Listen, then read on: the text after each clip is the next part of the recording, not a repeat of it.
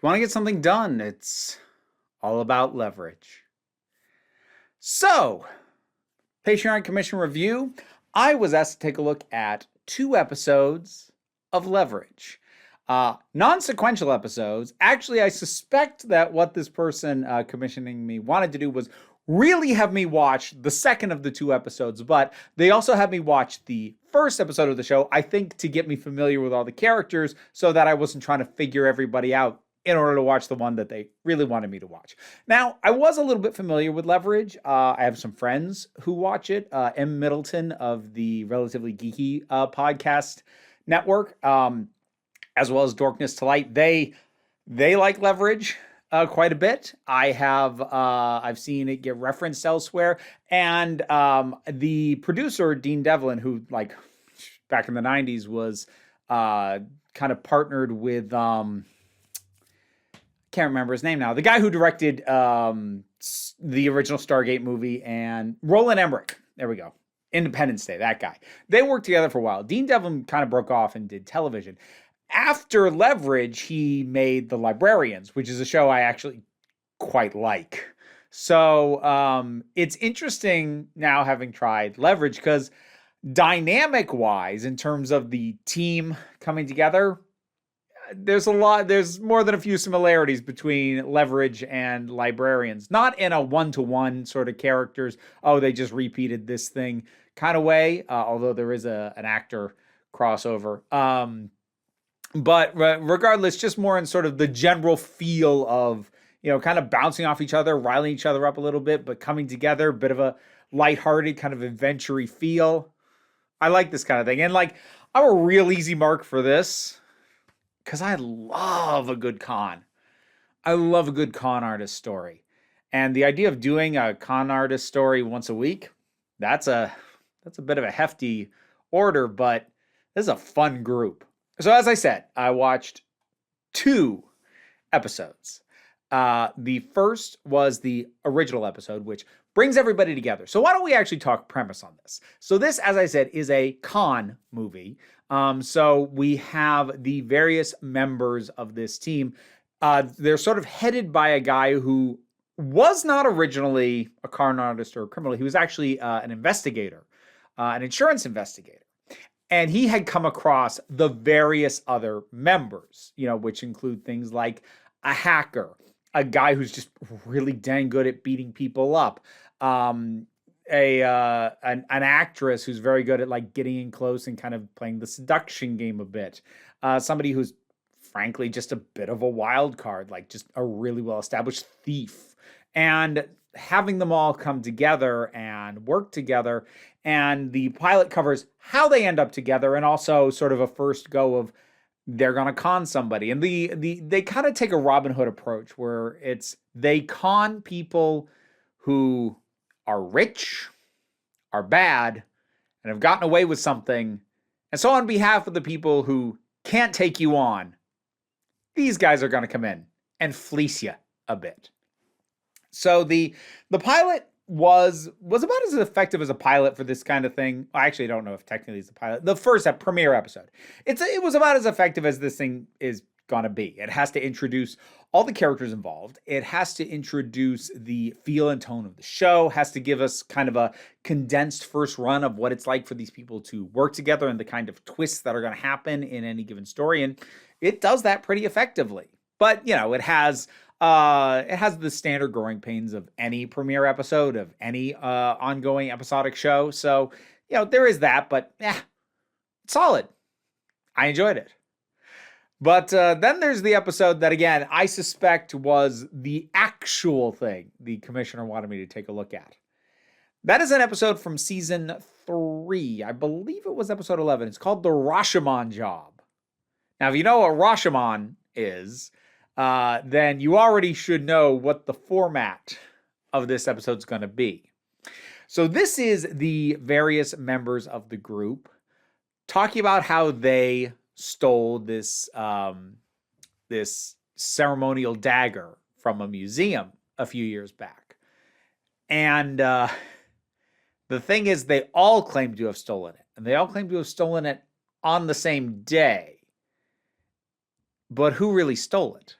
And so we get a sequence of tellings from the various people, not only sort of telling their side of it, but it also does the very fun thing that I love in a good story like this, which is it shows how they either see or at least remember the other people involved. Because, for instance, sort of the actress, the con woman who really gets in close with people, it starts out with her, and she has these moments of these interactions, and she talks about having spotted this person, that person, and they were the other members of the team. Now, none of these people were working together back then. So, like, they're talking about something that happened before they became a team.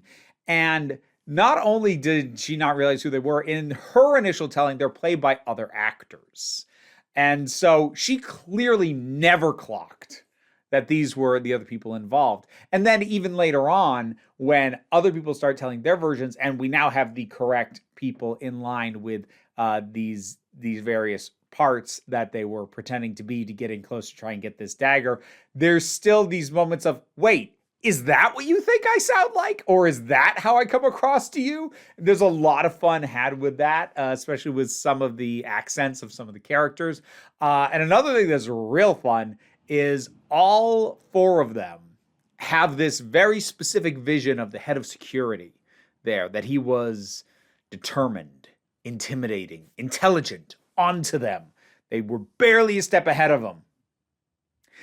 And then we get the what is presumed to be the real version of the story at the very end, and he's just a bumbling idiot.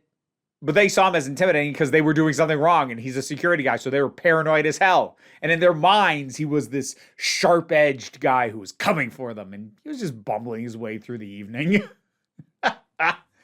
It's so much fun. And the little twists of how some of the specifics are, and like how many tiny details change in each retelling. Like, there's the big stuff that changes from telling to telling. And of course, each story like adds a little bit just more flat out, like, well, here's what you didn't know. And also allow me to adjust the thing that you said there, which I don't agree with. But then the next person readjusts that thing in another way, but also adds in new information. It's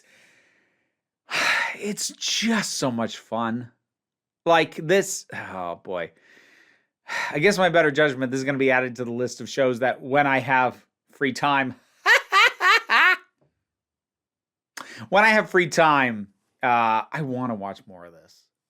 And that episode especially, like, I understand the format of this is not what is going to be typical for the show, but the fact that this is a season 3 episode shows a willingness to play with the format for this show, and an ongoing willingness. And I'm very on board for that.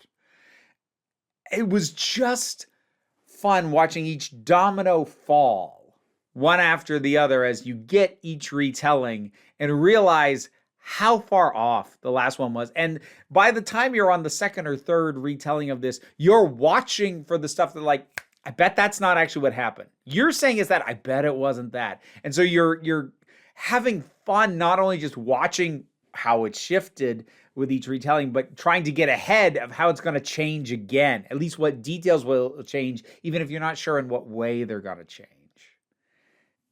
And Rashomon stories, I usually see them deployed in a more dramatic fashion, but it's nice to see something this lighthearted using the format and using it well. It's not a parody of the Rashomon format. I've been just saying that as if people know what it is.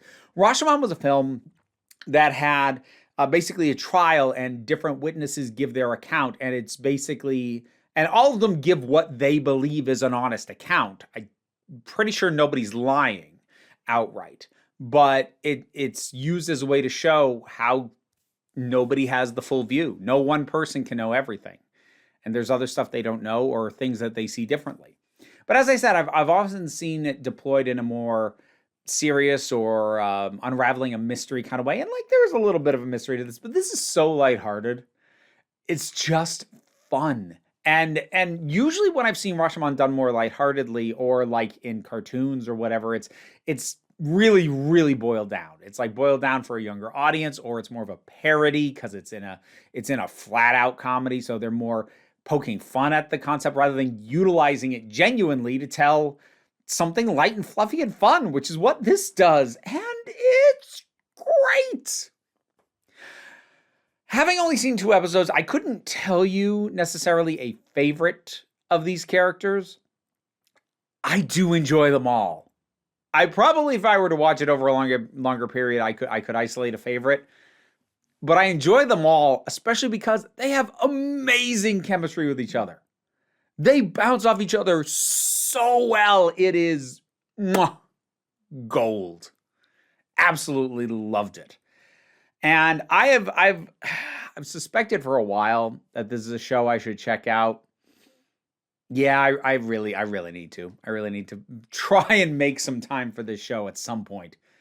Because dang, this was fun. Leverage. 2 episodes, the premiere, and then an episode from season 3. Random stuff, just me going off on, oh, that's some fun stuff. Do you watch this show? Do you have a favorite character? Do you have a favorite episode? Whatever your thoughts are, drop something down in the comments. Let's talk about it. Patreon was how I was commissioned to review this. And of course, you can support me at any tier there, and it is of immense help. But even if you can't, like, share, subscribe. They all help me out as well. But don't worry too much about it. We take a relaxed attitude around here, so you can come on back next time you need a break. And now my thanks to my highest supporters on Patreon. Robin Moore, Zubin Lutfula, Tarak, the thing that goes doink in the anime, Oliver B., Melinda Walters, Emu Delkey, Leotha Boyd, Becky Sparks, Fernabilax, the Poodle, Tracy Scrabbit, Angry Casperl, Tim Price, Adam R.D.L. Taylor, Shayla Gourlay, and Rosalind Bennett. Thanks for your support. And if you want to get your name in the credits, check out the rewards on the Patreon.